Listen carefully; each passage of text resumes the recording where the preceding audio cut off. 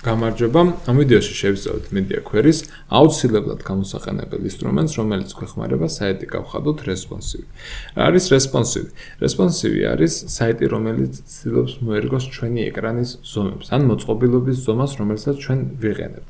მაგალითად, თუ ეკრანის ზომა არის პატარა, ან მოწყობილობა არის პატარა, მაშინ განლაგება საიტზე შეიცვალოს, ფონტის ზომაც შეიცვალოს, ფერებიც შეიძლება შეიცვალოს, რომ ლამაზად გამოჩნდეს ამ მოწყობილობაზე. იმისათვის, რომ media query გამოვიყენოთ, index.html-ში აუცილებლად უნდა გავწეროთ ესეთი meta tag. ამ meta tag-ის გამოყენებით შემდეგ შეგვიძლია CSS-ში გავწეროთ media queries. პირველ რიგში ვწერთ ერთ სიმბოლოს, იგივე ძაღლუკას, შემდეგ media, ფრჩხილებში ვწერთ max width ან min width-ი.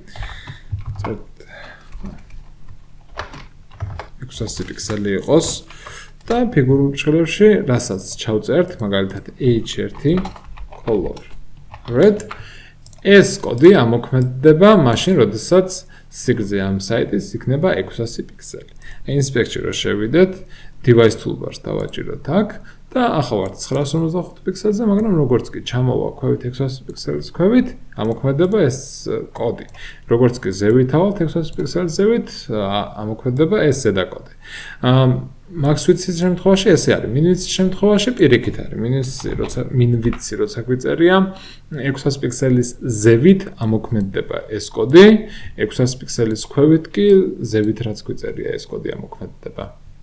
აუცილებლად გასათვალისწინებელი არის, რომ როდესაც მედიას ვიყენებთ, აუცილებლად ბოლოში იყოს და არა ზევით. მაგალითად, h1 რო გვიწერია, აქ რო გადმოვიტანოთ ეს და color-ი შევცვალოთ იყოს green.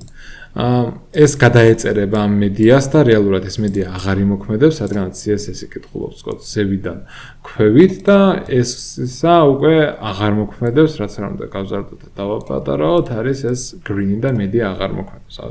ამიტომაც აუცილებლად გასათვალისწინებელი არის ეს. და min width ვიყენებთ იმ შემთხვევაში, როდესაც ვიწყებთ designs მობილური ვერსიით, ანუ mobile first. და მობილური ვერსიით გადავდივართ მერე ტაბლეტზე და ტაბლეტიდან გადავდივართ დესკტოპზე. და max width ვიყენებთ მაშინ, როდესაც ვიწყებთ desktop ვერსიით და დესკტოპიდან გადავდივართ ტაბლეტზე და ტაბლეტიდან გადავდივართ მობილურზე. კიდევ საინტერესო რამ media query-თან დაკავშირებით ის არის, რომ შეგვიძლია დაბეჭდის დროს მივუთითოთ როგორი გვინდა საიტი რო იყოს. მაგალითად, media-ს prints რო დავწერთ h1 color, მაგალითად green-ი, paragraphs გავწეროთ line 80 და როდესაც საიტის დაბეჭდა მოგვინდება, control P-ს რო დავაჭირო, ახლა ისეთი დიზაინი ექნება, როგორც media-ში გავწერეთ. და ამ შემთხვევაში გამოსადეგიც არის media. კიდე შეგვიძლია მაგალითად გავწეროთ orientation, მაგალითად landscape. და ეს ნიშნავს, რომ ჰორიზონტალურად უფრო განიერი როცა ექნება, მაგ დროს ამოქმედდეს ეს media query და კოდის background color-ი. და როგორც კი ჰორიზონტალურად განიერი არის, მაგ დროს ამოქმედება ეს დიზაინი. იგივე ხდება მაგალითად portrait.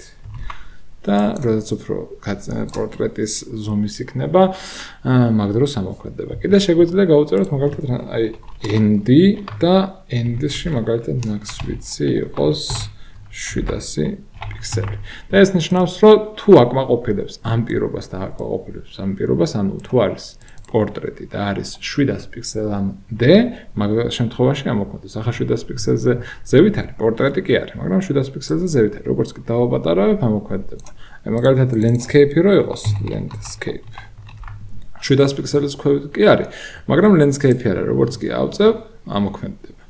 და საინტერესო რაღაცები შეიძლება ამით გავაკეთოთ. კიდევ ერთ რაღაცას, რასაც გირჩევდით, ის არის, რომ პიქსელის მაგივრად გამოიყენოთ remi და im-ი. რადგანაც პიქსელი არის ფიქსირებული, remi კი უფრო შრიფტის ზომაზე არის დამოკიდებული. თუ გაინტერესებთ remi და im-ის გამოყენება, მაქვს ვიდეო მაგაზე გადაღებული და შეგეძლიათ ნახოთ. როგორ გამოვითვალოთ remi და im-ი media query-ში. სპეციფიურად გამოითვლება font size-ში, რასაც უთითებთ rems და ims, მაგიდან გამომდინარე, მაგი არ მოქმედებს. აქ media query-ში ყოველთვის ერთი remi უდრისით 16 პიქსელს და 1 iem ყოველთვის უდრის 16 პიქსელს, ორივე 16 პიქსელი არის. იმისათვის რომ გამოვიანგარიშოთ iem-ში, ასე ვთქვათ, 700 პიქსელი, მაგალითად ეს 700 პიქსელი უნდა გავყოთ 16 პიქსელზე. და მაგალითად აი ნახოთ 43.75 და ეს 43, ნუ 43 iem გამოვიყენოთ და მოდი ეს 43 გავამრავლოთ 16-ზე და ეს იქნება 688 პიქსელი. და 688 პიქსელზე, აი რომ ნახოთ 688 პიქსელზე ეს ყველაფერი მოქმედებს, მაგრამ 688 პიქსელის ზევით უკვე აი იცვლება თან landscape უნდა იყოს, ხო? აი იცვლება 688 პიქსელის ზევით. და iem-ის გამოყენება უფრო კარგი არის და გირჩევთ iem-ები გამოიყენოთ. დანარჩენი შემდეგ აქ rems რო დაუწერთ მაგალითად size დაუწეროთ რავი 4.8 რემი, ჩვეულებრივად ერთი რემი თუ აქ გიწერიათ ბოდიში ეს 62.5%, მაშინ ეს რემი ჩვეულებრივად ამას უპრის და 10 პიქსელი არის და მოქმედებს ჩვეულებრივად. კიდე რასაც გირჩევდით ის არის რომ როდესაც media query-ებს იყენებთ, ბევრი არ გამოიყენოთ, ნუ 10-8-მდე ასე რომ გამოიყენოთ და გამოიყენეთ იმ დროს, როდესაც საიტი იწყებს ნგრევას. ანუ მაგალითად ვართ სიტყვაზე თუ დესკტოპიდან მოდიხართ და მობილურამდე მიდიხართ, მაგალითად აი 1400-ზე რო დავიწყოთ და აი რო დავიწყოთ ნელ-ნელა დაპატარებობას, როდესაც საიტი უკვე ნგრევას დაიწყებს, მაგროს უკვე რო გაუწეროთ დიზაინი და გაუწეროთ ყოველ 302 პიქსელში. ანუ დაუწერეთ მაგალითად 1400-ზე, მერე 300 პიქსელის შემდეგ კიდე ახალი დიზაინის დაწერა მოგიწევთ, იმიტომ რომ ძირითადად 302 პიქსელში უკვე იწყებს ნგრევას.